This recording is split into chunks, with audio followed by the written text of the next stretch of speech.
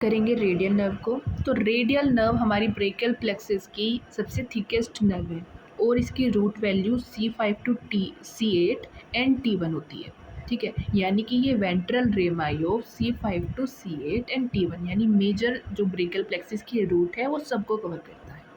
इसके बाद ये जो नर्व होती है ये हमारी एक्सिला के थ्रू डिसेंड करती है और पोस्टीरियरली लाई करती है टू ब्रेकियल आर्टरी, यानी ब्रेकियल आर्टरी इनके फ्रंट में होगी और जो हमारी ये रेडियल नर्व है ये पोस्टीरियरली लाई करेगी। और एक्सिला के अंदर यहाँ से जाने के बाद ये एक ट्राइंगल को पास करती है, लोअर जिसको बोलते हैं लोअर ट्राइंगुलर स्पेस। ये जो लोअर ट्राइंगुलर स्पेस होता है इसकी जो अपर मार्जिन है वो बनाता है हमारा टेरिस मेजर। जो इसका लेटरल बेस है वो बनाएगा ट्राइसेप का लॉन्ग हेड और इसकी जो मीडियल साइड है वो बनाता है शाफ्ट ऑफ ह्यूमरस। ठीक है, इसके बाद ही यहाँ से डिसेंड करता है towards the radial sulcus. Radial sulcus अब पहले एक्सिला के अंदर पढ़ेंगे कि एक्सिला के अंदर ये दो देता है muscular branches, to long head of tricep and medial head of tricep. So long head यहाँ पर है, मीडियल हेड को भी देता है। इसके अलावा एक क्यूटेनियस ब्रांच देता है, posterior cutaneous nerve of arm. इसके बाद ये नर्व रेडियल ग्रूव के अंदर एंटर करती है और रेडियल ग्रूव के अंदर ये मीडियल और लेटरल जो ट्राइसेप है उसके बीच में लाई करती है। ठीक है, वहाँ पर जाने के बाद ये रेडियल सल्कस में 3 मस्कुलर ब्रांच देती है और 2 क्यूटेनियस ब्रांच देती है। तो कौन कौन सी मस्कुलर ब्रांच है? एक मीडियल हेड ऑफ ट्राइसेप, एक लेटरल हेड ऑफ ट्राइसेप और एक एनकोनियस। इसके अलावा 2 क्यूटेनियस ब्रांच देती है, 2 lower lateral cutaneous nerve of arm, posterior cutaneous nerve of forearm. So पहले इसने दी थी एक ब्रांच जो थी posterior cutaneous nerve of arm. अब यहाँ पर lower lateral cutaneous nerve of arm दी है और एक posterior cutaneous nerve of forearm दे दी।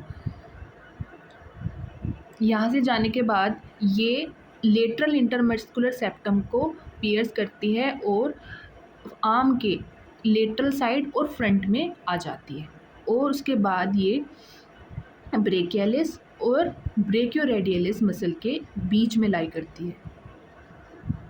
एट द सेम पॉइंट ये 3 मस्कुलर ब्रांच देती है। कौन कौन सी? एक तो ब्रेकियोरेडियलिस को, एक एक्सटेंसर कार्पाई रेडियलिस लॉन्गस और ब्रेकियलिस को प्रोप्रियोसेप्टिव सेंसरी फाइबर्स देती है कुछ। ठीक है, इसके बाद ये डिसेंड करती है और एल्बो जॉइंट को भी एक सप्लाई देती है। अब ये क्यूबाइटल फोसा में एंटर करती है और सबसे लेटरल साइड प्रेजेंट होती है। यहाँ जाने के बाद ये 2 नर्व्स में डिवाइड हो जाती है, एक डीप ब्रांच और एक superficial branch. Deep branch again 2 muscle को सप्लाई करती है, extensor कार्पाई radialis Brevis and supinator. इसके बाद ये एक ब्रांच देती है पोस्टीरियर इंटरोसियस नर्व।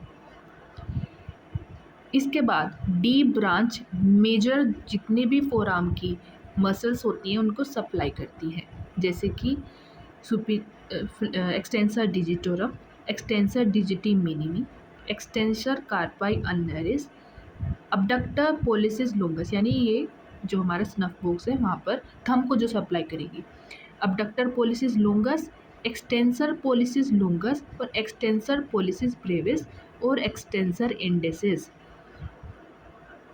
इसकी सुपरफिशियल ब्रांच आगे जाने के बाद हमारे स्नफ बॉक्स के स्किन को सप्लाई करती है, skin over snuff box and lateral part of the dorsum of hand and also to lateral 3.5 digits also.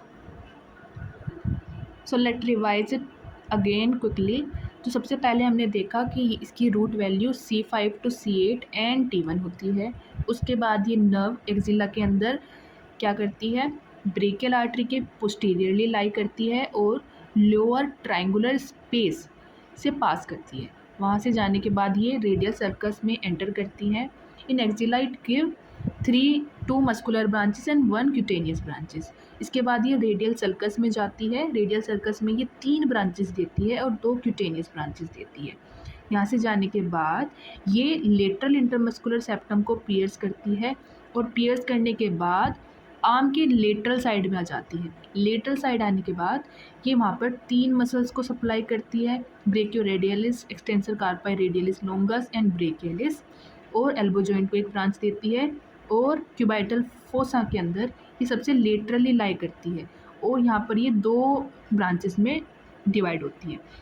D branch इंटरोसियस nerve देती है, पोस्टीरियर इंटरोसियस नर्व और मेजर मसल्स को सप्लाई करती है। वहीं सुपरफिशियल नर्व स्किन को सप्लाई करती है, स्नफ बॉक्स के रीजन में, जो हमारा हैंड है उसके लेटरल साइड में, और 3.5 डिजिट्स को अप टू इंटरफेरेंजियल जॉइंट।